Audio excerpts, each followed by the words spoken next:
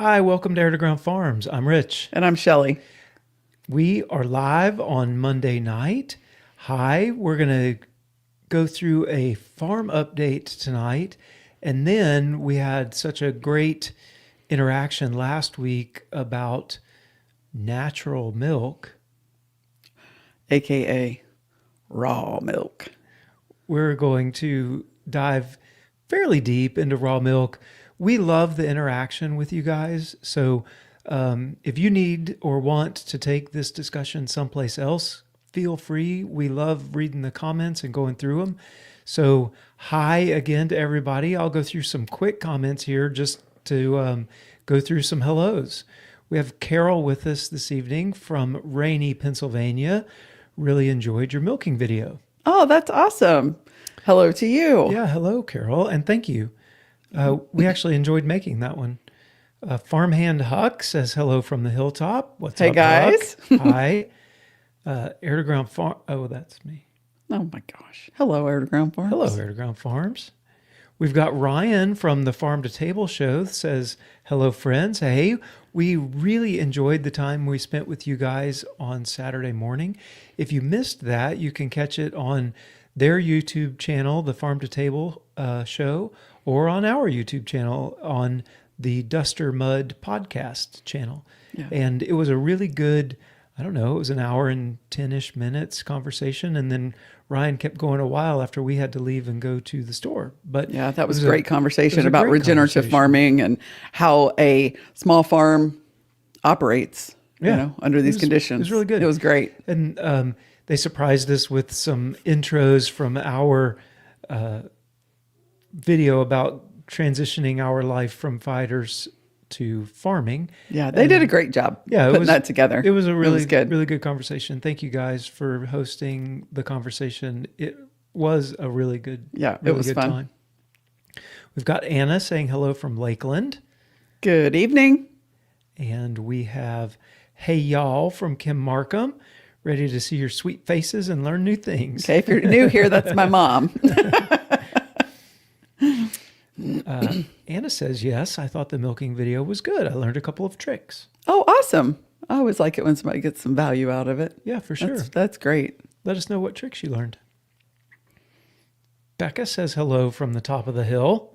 You guys up there getting ready for some supper. And then we have Firefox Kitty in the house saying greetings. Glad you are bringing up such good health issues and enjoyed the milking video. Awesome. Thank you very much. Cool. Yeah. So some farm updates. I brought in a couple of pictures. The other morning when I was feeding the turkeys, one of the toms just started putting on quite the show for me. Yeah. So I snapped a couple of pics. They're getting big. They are getting big. This is one of the toms. They really do change the color of their nuggets and their necks. So they can go anywhere from a pale white color to this one was showing us how he can go blue and red. Yeah, he was really showing off for you, wasn't he? He was showing off.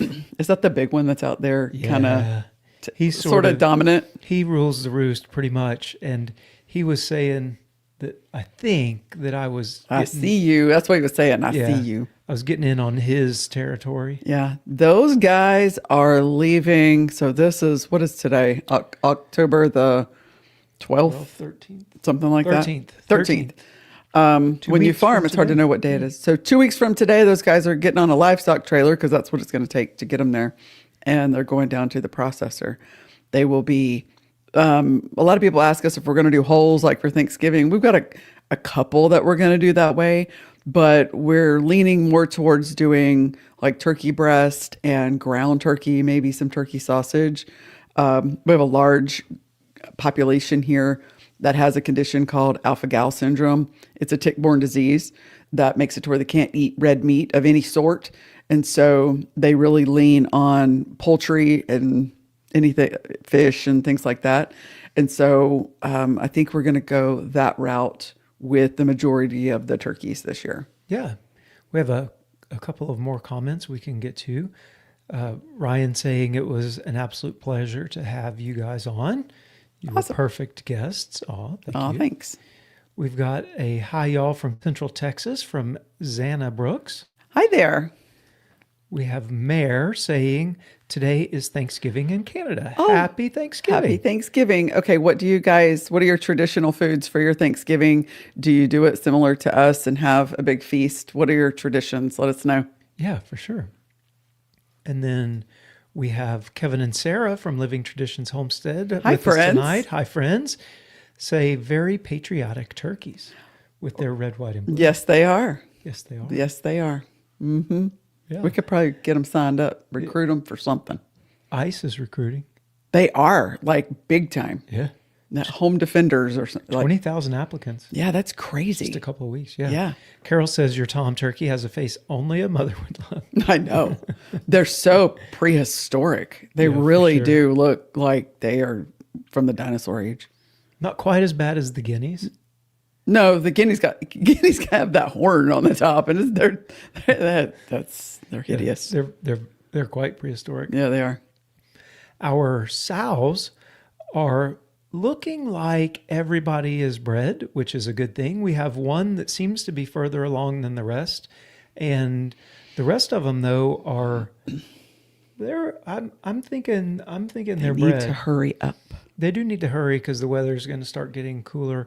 One of them in particular was starting to display more mothering type of attitude, and she, I was sort of patting her on the back, and she laid down beside me, and I'm like, "Oh, I bet you want your belly rubbed."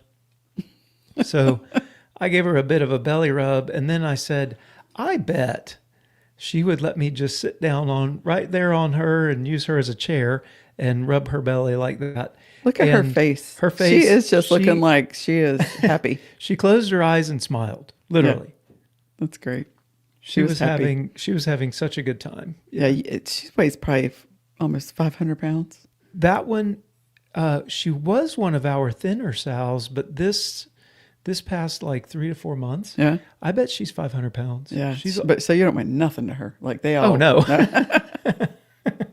Yeah. My buck 50 it nothing no. to her. We have a few more highs. We have Marianne saying hi, and then Homestead Jude saying howdy folks, and Patty Irwin saying hey y'all. All right. So what else on the farm? Anything else? Yeah, we ordered some rabbit cages. Oh, I didn't get the pick, but well. we can talk about it. We got some rabbit cages ordered, a whole basic wall system and the mats and all of the things that go with that. And we plan on, we're going to build an addition onto our milking barn essentially and extend it out a bit. And what we came up with an idea, we're going to bring you guys along and do a several part series of us building the barn and setting up the entire rabbitry and how we think it'll go and setting up the watering system and stuff that we have in mind. And we think that maybe 4 or 5 videos of that building, that whole build out process will be a fun series. Yeah, for sure. We're going to do it that way instead of one big saga type thing. Yeah. Those videos are really hard when you try to go, span a week or two long project. So here we are getting into meat rabbits. They're Michaela's, but for our own food consumption, yes, we can sell them and we probably will. But tonight we had the pleasure of eating rabbit. Yeah. Let's put this into our sort of rotation, And so we went over to Kevin and Sarah's house. They have rabbits and they gave you the opportunity to, you knew how to do it, but had the opportunity to dress a couple out and they sent them home with us. And so we got to experience I've done like that field dressing rabbits. Yeah, in a survival training, situation. Wild rabbit, out in the woods hunting and, that type of thing. But like doing it more on a production scale, that was new to me. And the tips and tricks that Kevin and Sarah were able to share were huge. Yeah. So it really gave me confidence for getting into rabbits from a production perspective, like farm. If you are a homesteader and you are growing your own food, of which right now in the world we would more than highly recommend, and you're wanting to get into rabbits, Living Traditions Homestead, if you don't know, it's Kevin and Sarah, and their channel has a plethora of videos and a vast library, especially on rabbits. And I would highly recommend go over there, and they teach a lot of how to raise your own rabbits and do that. So make sure to go over and check out their channel and, raise your own food. Yeah. So we ended up buying 2 3-cage systems for our rabbits that we're going to hang on the walls of our little rabbit barn. Yep. That we're going to connect to our milk barn and to take you all through that whole process. Yeah. And the plan is to raise the kits or the bunnies, the little ones, on pasture. So once they get to a certain age, they'll actually be in tractors similar to the chicken tractors that we move around. So they'll be raised on pasture, eating grass, plus their rabbit food, but they get to live a rather normal rabbit life. So we're pretty excited to give this a try. Yeah. Oh, yeah. It's going to be fun. Few more comments we can get to now. We have Huck saying sitting on the pig seemed to her like a big old hug. Yeah, it did. I think it did too. Yeah. She literally She was closed really her eyes happy. and smiled. Yeah. Yeah, that made her happy. Homestead Jude said, loved your milking video also. Loved how you thanked them afterwards. Oh, yeah. When those ladies give to you, it's hard not to, because they come in so, of course they're just after the food, but they actually enjoy the milk because they're getting milked, because when they're being milked, they release the oxytocin and it does actually give them pleasure. And it's, you can't pour out that milk and you just can't help but thank them for, honestly, like just being good girls. Yeah. And not kicking and pooping. Yeah, for sure. We have Chris saying hi from Arkansas. Good evening. And Ryan again saying hey to Living Traditions, hoping that they're doing well. And thanks for introducing all of us. Awesome. Patty said, had retired friends in the 90s who raised rabbits as a hobby for showing and gave us lots of their culls in return for a few tenderloins. For years, I bought very little meat. Oh, that's awesome. That's really cool. That's really cool. Yeah, we did a podcast with Marjorie Wildcraft, who is very, very much into self-reliance and sustainability on a home scale, for a family perspective. And she really recommends rabbits. Rabbits and chickens to her were really top of the list. And she, in her opinion, a buck and 3 does are, like you can sustain a family. Yeah, in your garage. Right. With your rabbits. You don't have to have a large space to grow rabbit. So that's something to look into if you're on a small piece of property. Yeah, for sure. We have Angel's Homestead saying hi to everybody. Good evening. And Becca saying, we thank the cows every milking. Oh, good. Sure. I'm glad. Miss Susie Q. Martin says, hello, late due to power washing the north side of the house. Oh, well, when you get done, Cool. We have things. to be power washed. Oh, yeah. Yeah, our power washer motor messed up. Yeah.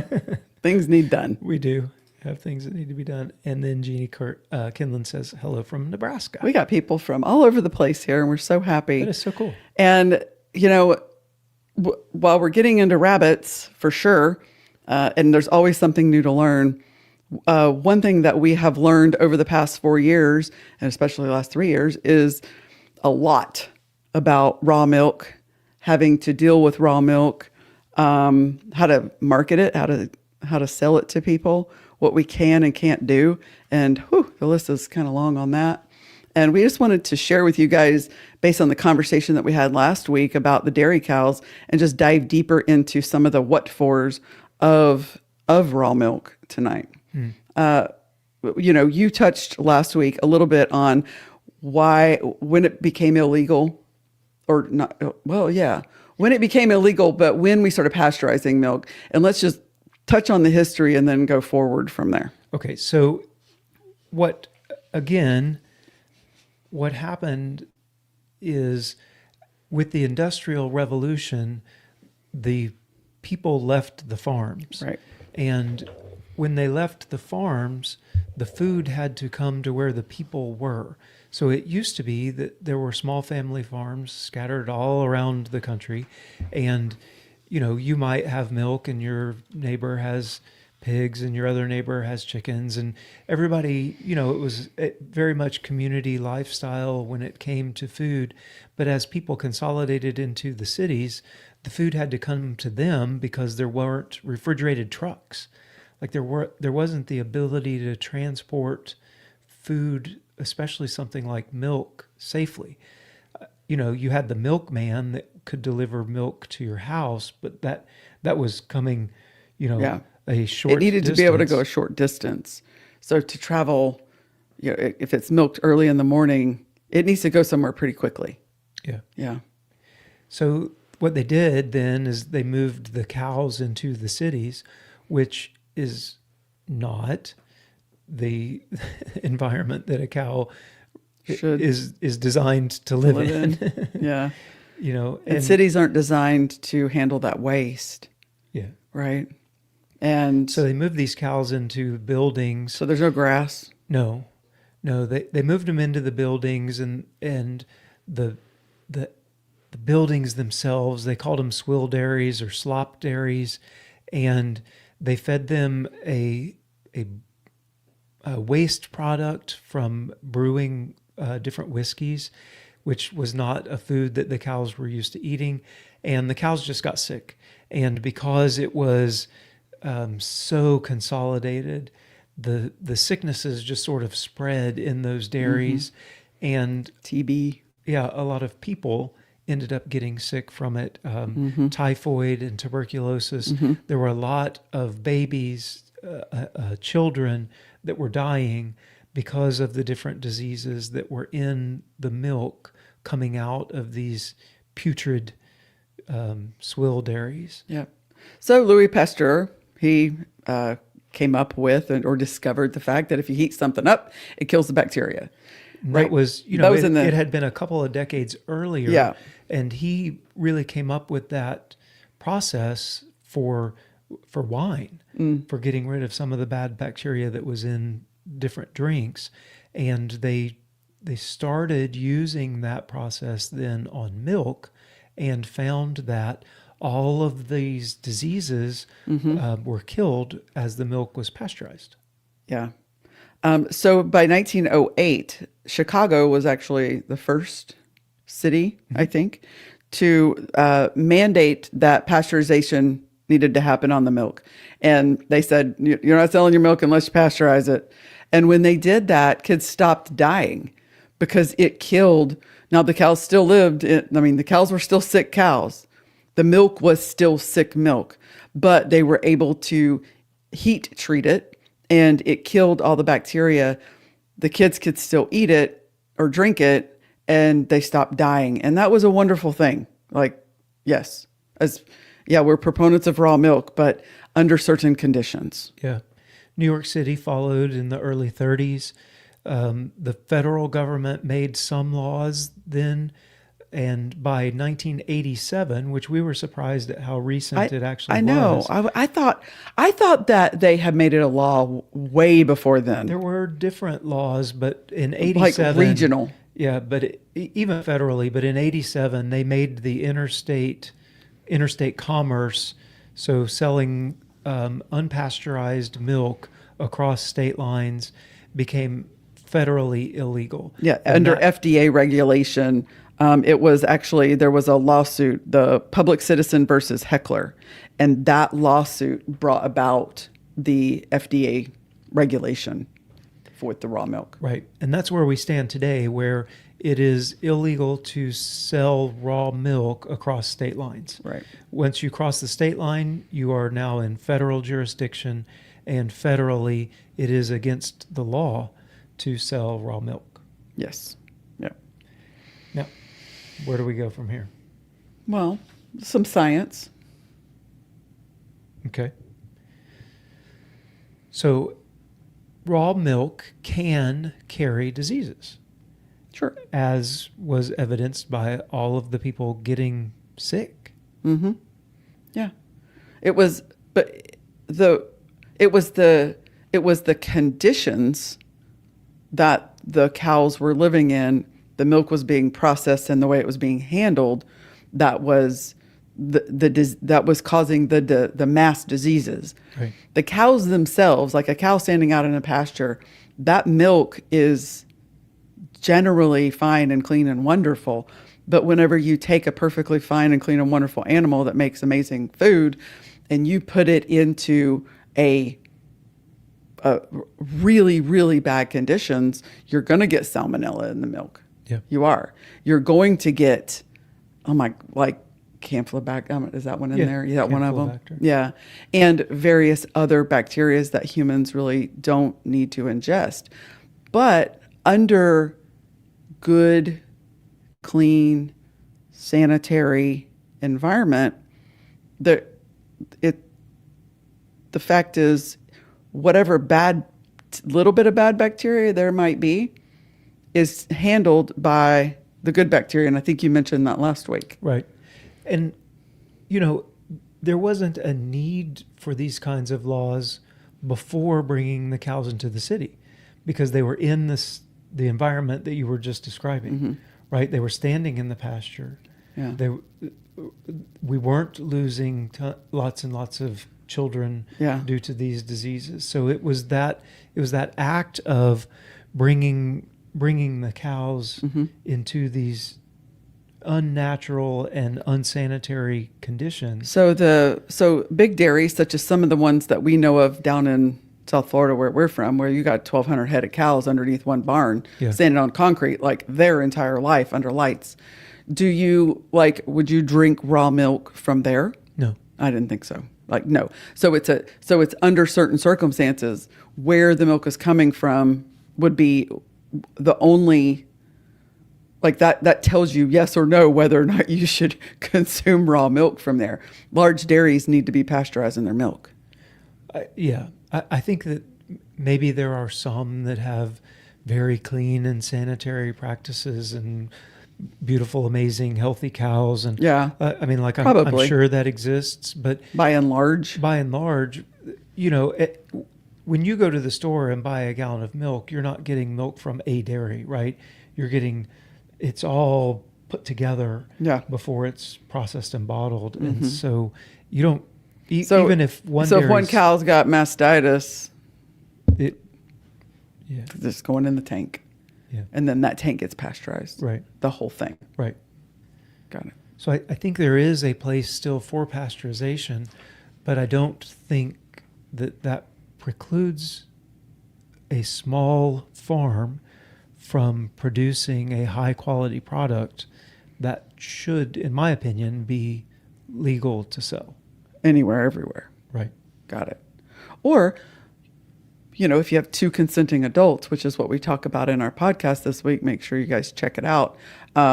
If you have two consenting adults who want to say, if you're in Arkansas and we live in Missouri and you say, hey, I'd like to buy some of your milk, well, we're not allowed to cross state lines with it. But if we're two consenting adults and I say, I'd like to buy some of your milk, okay, there's the milk. Yeah. Why can't we have that kind of food choice in this country? This is another one of those cases where I don't know that the focus is necessarily on safety because before this live, I was looking at the FDA website, and one of the things as you scroll down towards the bottom of the website, the FDA says, basically, we're not going to come after you if you have purchased raw milk in one state for yourself and then you take it back to your home state for consumption. We don't care about that. But if the farmer were to drive it there, that's illegal. So that's the thing about this country, and don't mean to harp on it, but the farmer, so if we do an illicit drug deal and he and I do an illicit drug deal, I made the drugs and I transported them and I trafficked them and then I sold them to him and then he got caught with them and I got caught selling. If we got caught, we're all in trouble. Yeah. right? But right now, the way the food regulations are, if the farmer sells the food outside of regulatory, whatever the regulations are, if I sell him the milk, I'm the only one to get in trouble. Right. You're allowed to buy it because you're not going to get in trouble. You're allowed to have it. You're allowed to have it. You can consume it in most states, but I'm going to be the one to get in trouble because I sold it to you, and that's the only industry that we know of that only one side gets in trouble. And it's not necessarily about safety at that point. It's about distribution. Yeah. But that's a whole nother subject. But it's part of it. It really is. It's part of it. Let's go to some questions so I can get off on my, before I get too riled up. Susie Q told you okay about the pressure washing. Okay, cool. Terry says, love Wyoming raw milk. Oh, fantastic. And then Susie Q, we're talking back on the rabbits. Rabbit meat should sell well in your store. Great to have in the winter. Yeah, we'll see. Yeah, we'll see. And love raw milk. Yep. Yeah. We hope it does. We'll try it and see how it goes. Yeah. Mayor says, Spencer on SB pressure washing can help you with a new power washer lower than MSRP. Okay. Oh, okay. Got it. Thank you.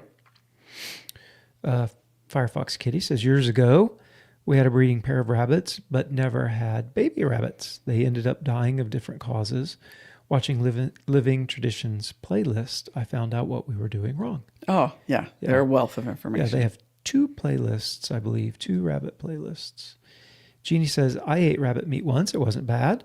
My mom said it tastes just like chicken, and it did the way she prepared it. Yeah, it's very, very similar. Rebecca tasted a piece tonight, and she was like, somewhere between chicken and turkey. I'm not sure. But yeah, it's very similar. Yeah. Susie Q then says, cows got undulant fever. That's why pasteurization had to come to pass, because people got sick from the cows being sick. Yes, they did. Lots of different things. So many. The cows got.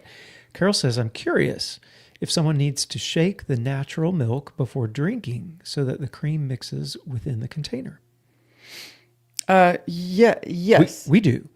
We like the cream mixed in. Some people will dip the cream off and then use it to make butter and cream and sour cream. So if you want to skim it, you just take the cream off the top. But we don't. We just shake ours up and we want it full fat, full fat. So our Jersey cows are somewhere between 5.5% and 6% milk fat. Whole milk in the store, I believe, was 3.6. They take all the fat out, then they add fat back in. And then you have obviously 2%, 1%, and then skim milk, all of the fat is removed. Got it. Homestead Jude says, great book, The Untold Story of Milk. We don't have that one. No, we don't. I'm thinking I may have heard of it, and I might remember the author. I think I watched him on a podcast one day. But I'll have to check that out. And then Ryan says, one of the biggest problems with milk at that time was sanitary conditions and transportation. Exactly. Yep. Homestead Jude says, can finally get raw milk in West Virginia legally just a year and a half ago. Wow. So excited, making kefir, cheese, butter, and all of it. Can't wait to get my own dairy cow someday. Oh gosh, cool. Yeah. We highly recommend it. Yeah. It's a commitment. Like, don't go. Yeah, we talked about that last week. It's a commitment. But I'm glad that you can get your hands on it though, and that West Virginia made it legal to where you can buy it. Yeah. We'll be selling it in the parking lot, and it's like literally it's like doing a drug deal with food. Yeah. It's the most absurd thing. Yeah. Ryan says, you can't move cows from a farm to contained in a barn, and left in its own mess, you will get diseases. Plus, milkmaids not washing hands and not understanding clean handling at the time. Yeah. Very true. Doctors didn't know to wash their hands at the time, right? There was a lot of resistance to that at the time. And then that's hilarious. I mean, that's just mind blowing to think about too. That's just wild that there was resistance. Like that doctor, I forget his name, who was really the person who said we need to wash our hands. He was ostracized from the community. Yep.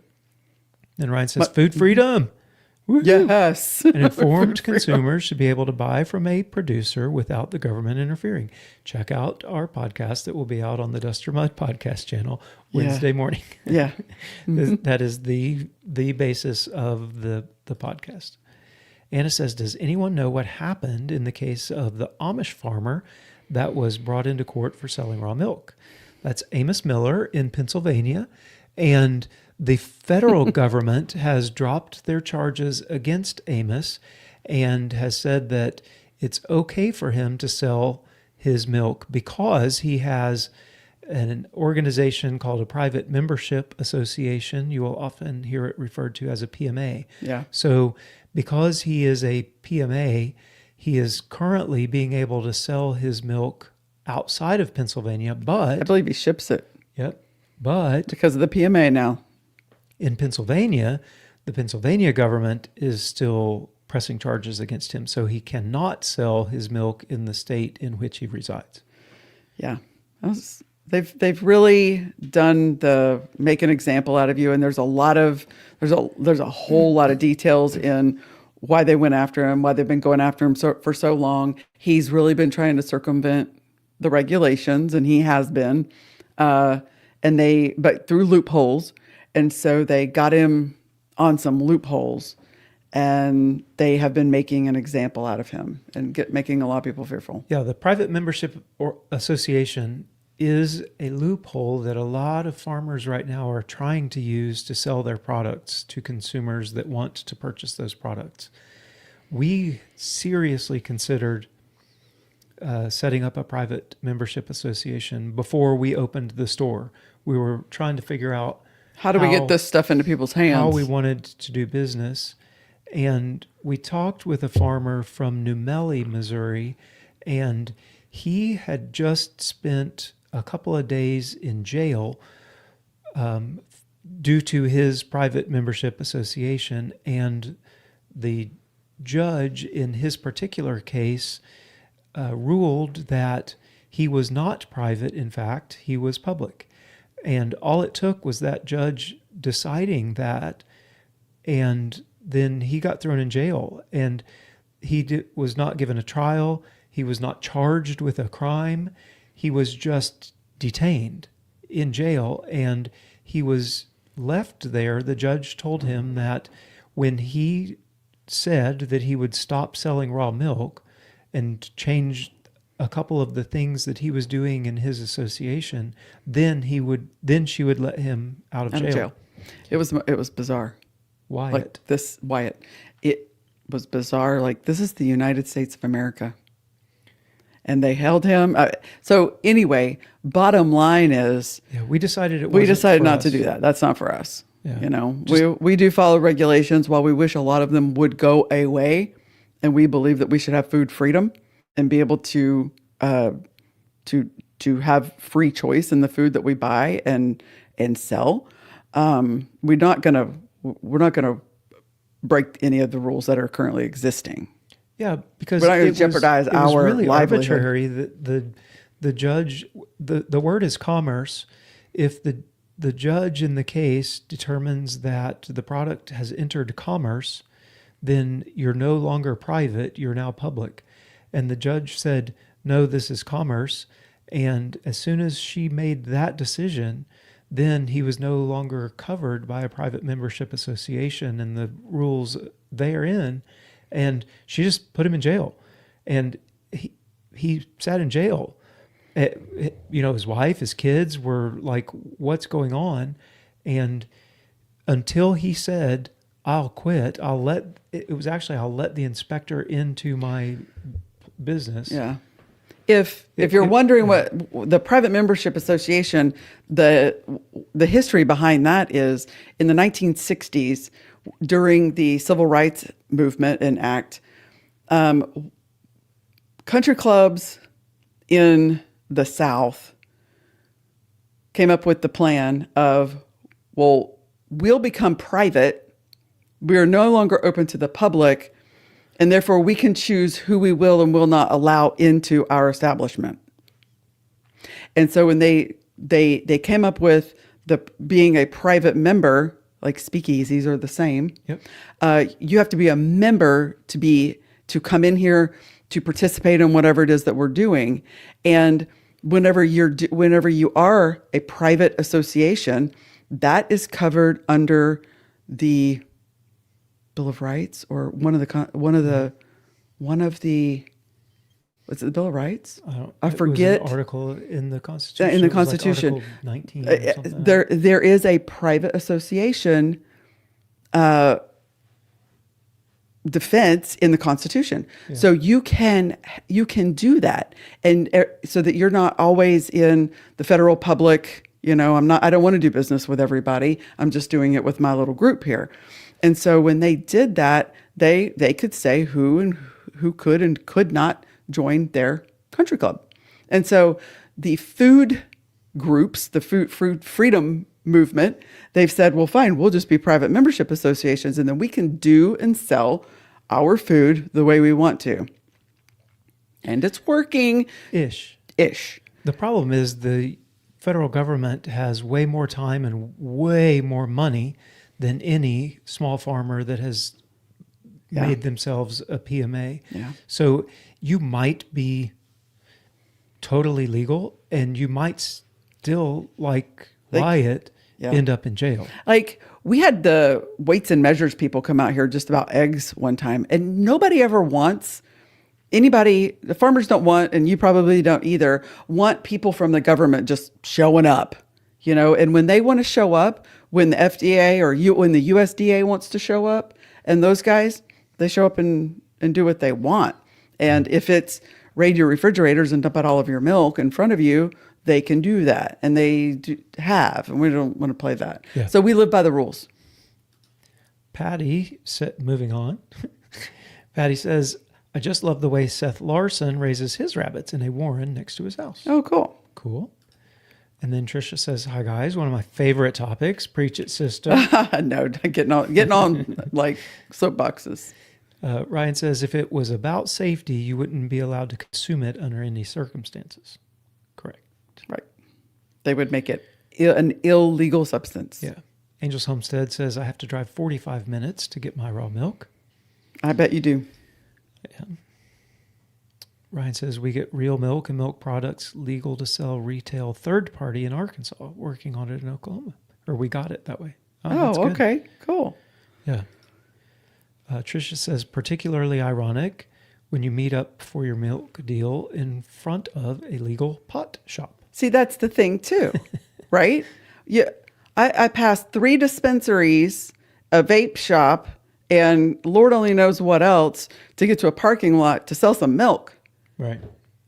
It's mind-blowing. Yeah. It's all about the money. Yep. Ryan says, Triple Oaks Farms in Virginia was a recent PMA case that the state of Virginia dropped. Yes. After a bunch of social media pressure. Yeah. Which is, I think Joel got involved with that one, I maybe. believe so. Yeah. And they did. They chose to drop it. Susie Q says, the private membership is how my Amish farmer does it. He delivers it to our door with eggs too. Oh, that's awesome. Yeah. You have cool. some amazing Amish people. Yeah, really. Xana says that whole make an example out of you thing is childish. These government officials need to grow up. It's like they're having a tantrum because they don't get their way. We need food freedom. Agree. Yes. 1,000%. Yep. And Ryan reminds us that state and local elections matter more than federal elections. They really do matter. They really do matter. Yeah. Yeah. They don't, I don't think people participate as much as they should, nearly enough. Well, we contacted and had him out to the farm, our representative at the time, a couple of years ago. And Rich was really like, we should be able to sell, what was your beef? Raw milk. Sell raw milk. Like retail. In a Although that storefront. comes with its own, hoops you'll have to jump through to make that happen. But we wanted to sell it in the store, and we should be able to, or in a store, and we should be able to do that. And he was just like, yeah, you can sell it off farm. Like, yeah, he was like, you can, we got it to where we can sell it off You're farm. lucky in Missouri, you can sell it off the farm, and I've got a lot of other things to deal with. That one's not one of them. Not one of them. Like, he was like, yeah, you can sell it off your farm. I mean, he loved what we were doing here on the farm. Yeah. He was just quite dismissive about the raw milk issue. Like he had other battles to fight. And Homestead Jude says, also feeding cows grains instead of grass messes up with the pH of their rumens and hence their milk. Mm-hmm.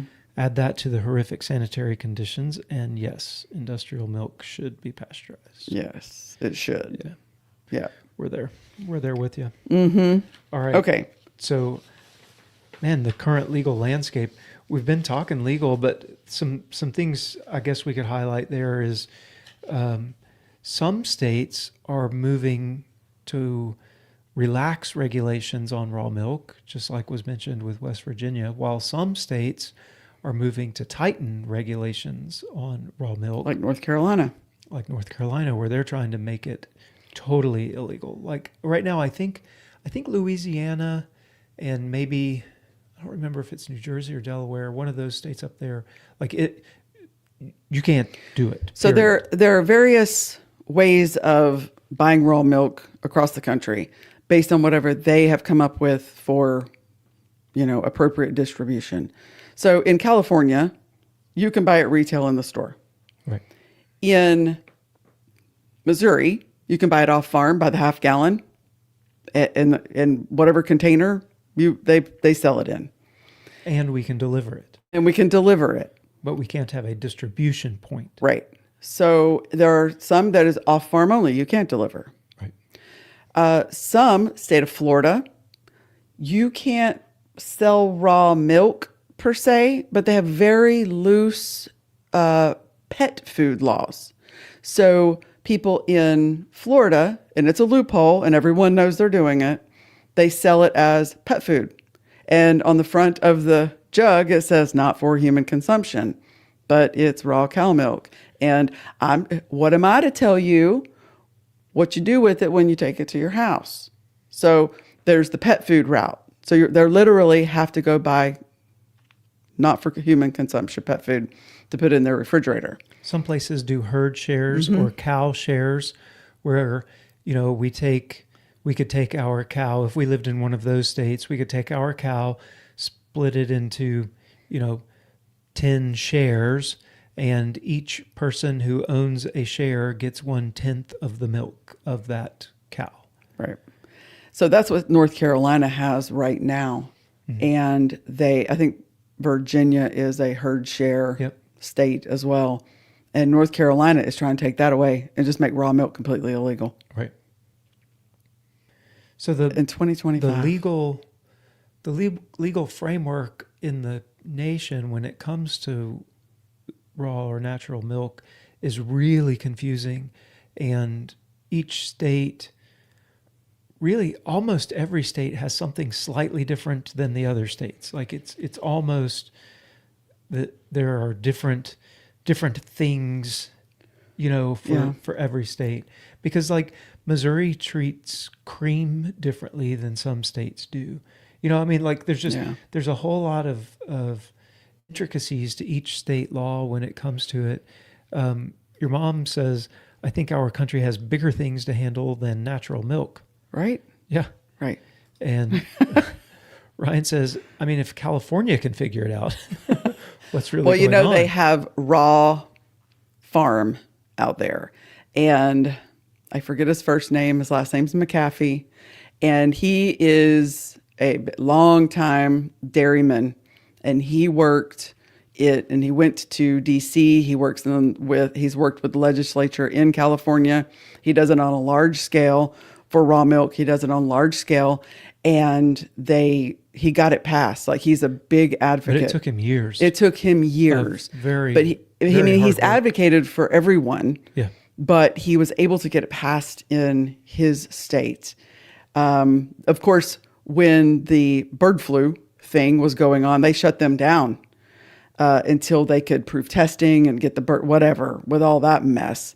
I don't agree with all of that, but they did, so he's very regulated, but he was big into in the government and testifying and stuff on behalf of that. Mm-hmm. And that's why California is legal. Susie Q says, I remember going to my aunt and uncle's in Northern California and being able to buy raw milk in the 1980s and was quite surprised by it. Yeah. Trisha says in Washington, you have to have a grade A dairy license, even for a cow share or pet food. Yeah, Washington and Oregon have kind of, in my opinion, lost their minds on a whole lot of things. And that's one of them. Like, they have regulated the small guy like almost out. Yeah. And it's like they're trying to kill the small farmers out there, for real.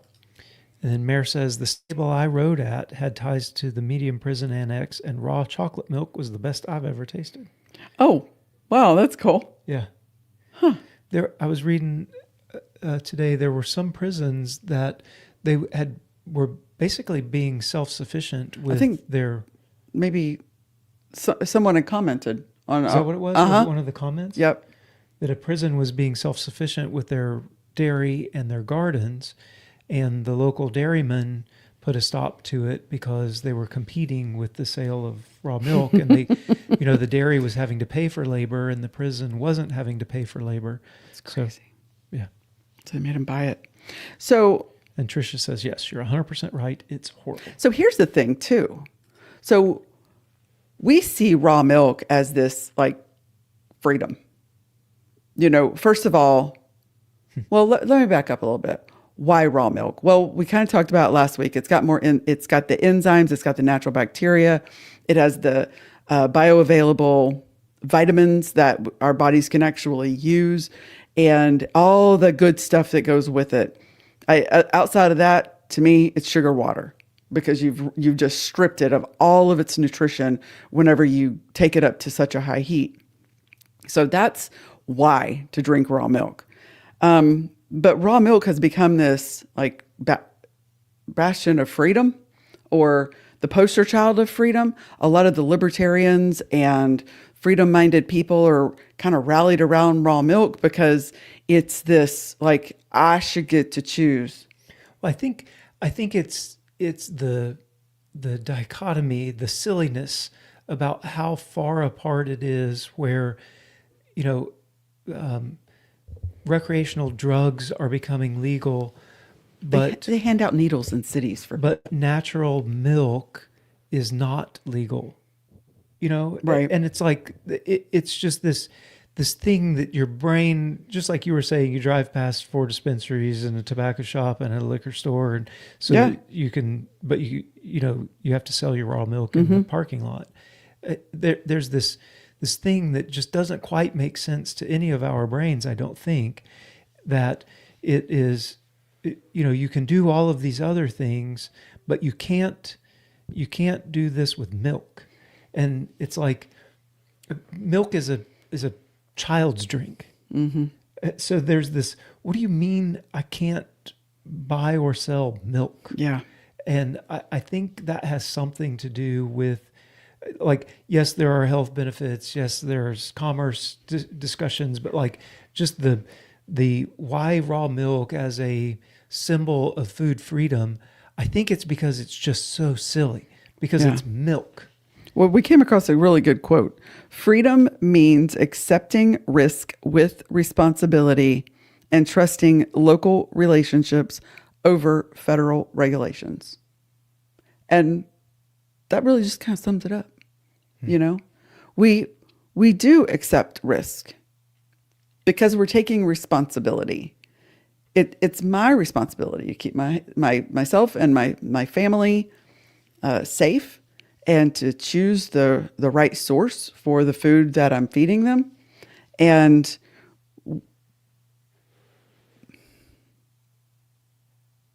there's been a lot of trust in our local farmer needs to become the new in vogue. And I think the transparency, the willingness to be open and transparent from that local farmer builds that trust. Yeah.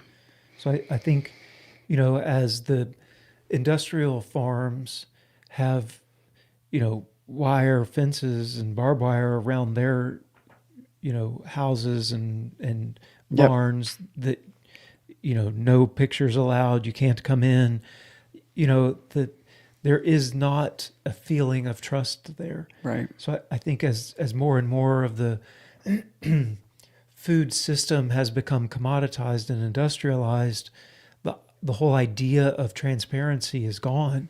So without transparency, you have to have regulation or certification. That's the only thing that's left. Sure. So I think if the local or small farmer is willing to be open and transparent, then that trust can be built back up. Mm-hmm. I agree. You got some comments? We do. Yeah, Ryan says, just had a case in Florida where Keeley Farms was blamed for people getting sick.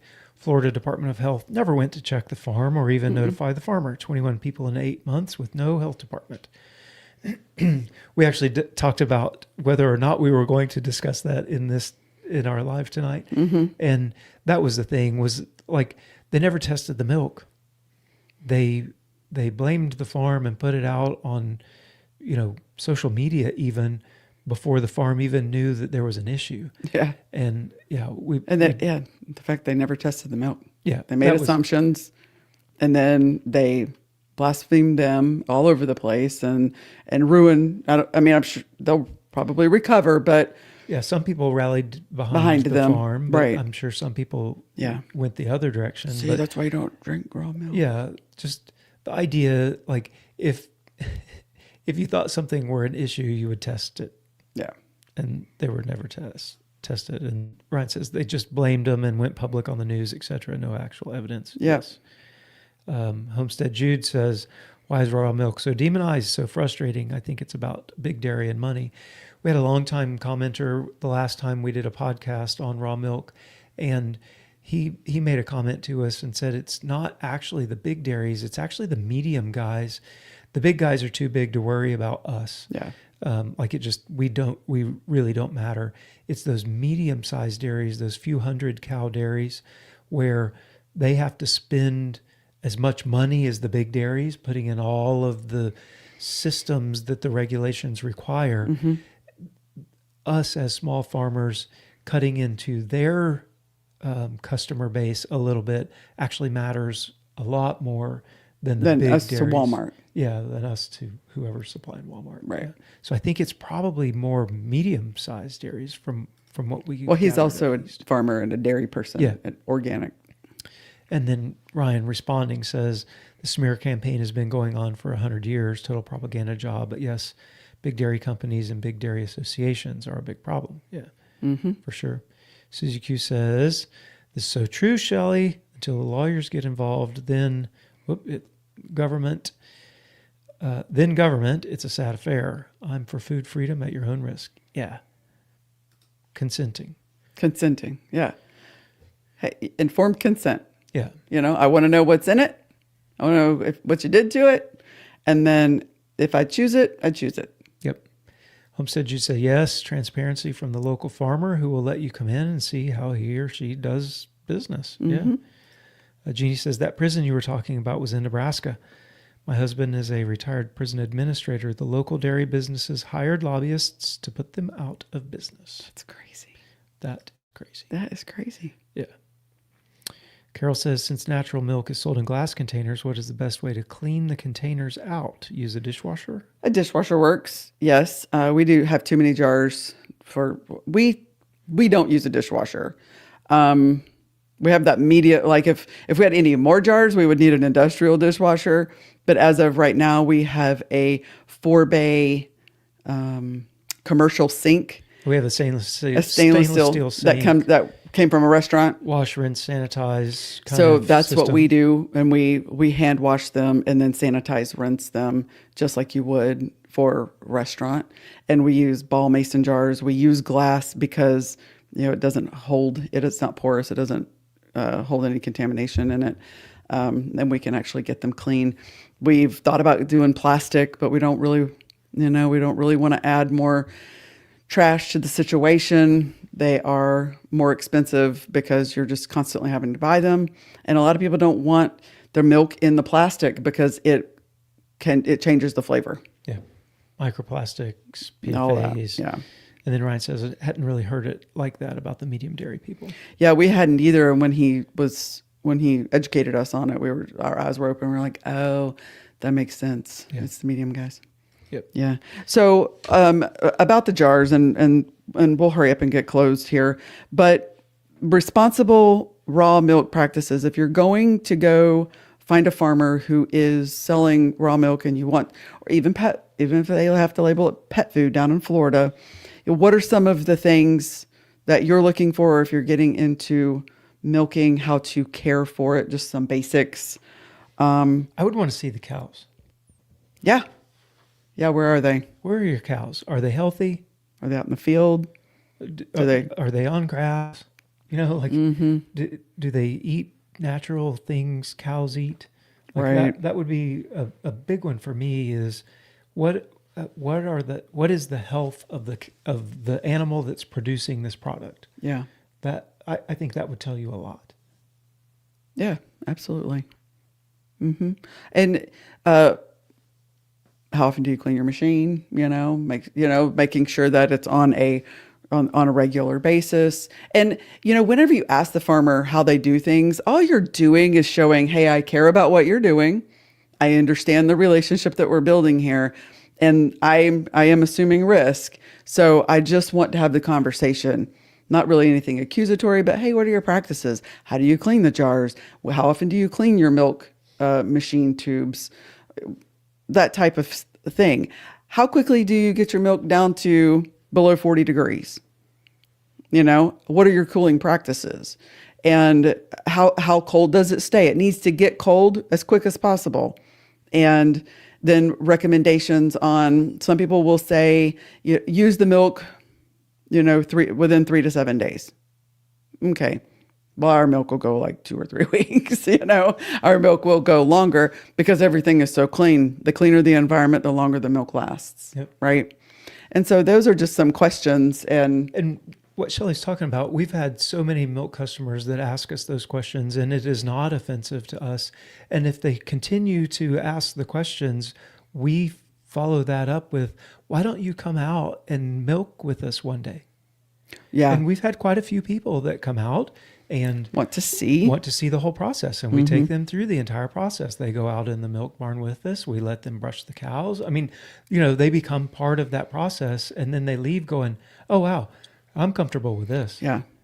Clean milk isn't luck. Clean milk is discipline. And that's true. Keeping things clean. There's a routine there. Everything is a routine. Everything is, basically measured so that that the water, we have a regular residential hot water heater. It's set nearly as high as it'll go. It will burn you because hot water is key to making sure everything gets really clean. And so it's just all about keep it clean, and you can enjoy one of the healthiest, bestest foods that there is, and most versatile foods that there is on the planet. Yeah. And there is a level of trust. You have to have trust. If a cow. Okay, you remember that time though? What? The very first time we were like, okay, I think we're getting a dairy cow, but honestly, we've never had raw milk before. Gosh, we should go and buy some raw milk.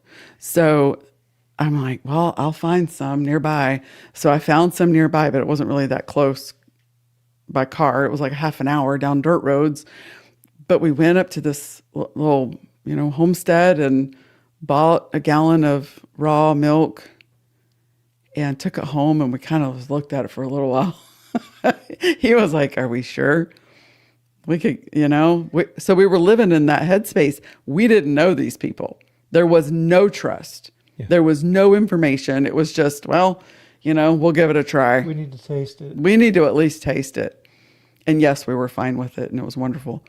But we were a little bit like, are we going to die? Yeah. Right? Yeah. So meet them, talk to them, get to know them so that you don't have to feel like that. Yeah. Right? Yep. Do you have any other questions? So Susie Q says, how about seeing copies of their genetic testing or their testing for diseases like you did with your cows on Yoni's disease? Yeah. Yeah. I mean, you could ask them. If some states require it, right? They require either annual. Some states require monthly testing. If you get to so many cows, you have to test milk. You get into a more regulatory situation than 2 milk cows on a small farm. Yep. But yeah, you could ask all of those Yep. things. Homestead Jude says Weston A. Price approved. Yep. Their website is realmilk.com, and they've got a whole list of dairies that are, natural milk dairies. We're on there. We're on there. Yep. And then Ryan says, hey, everybody, hit that like button. That's right. Hit that like button. Absolutely. Give Rich and Shelley the love and thumbs up. Yeah. Hey, we appreciate you guys. And let us know if you have any other topics that you're interested in. It helps us to come up with farm topic ideas for our Monday Night Lives. And then a recap, Wednesday's podcast on the Duster Mud podcast channel. I think this group will find very interesting. We dive into Joel's discussion of a food emancipation proclamation. So we go real deep into food freedom. And then we are starting on the farm channel for our farm videos. We're starting the rabbit tree. The rabbit series. Yes, that's right. All right. Well, let's let these people go. Okay. All right. Thank you guys for hanging out with us again tonight. And until next time, bye, y'all. Bye.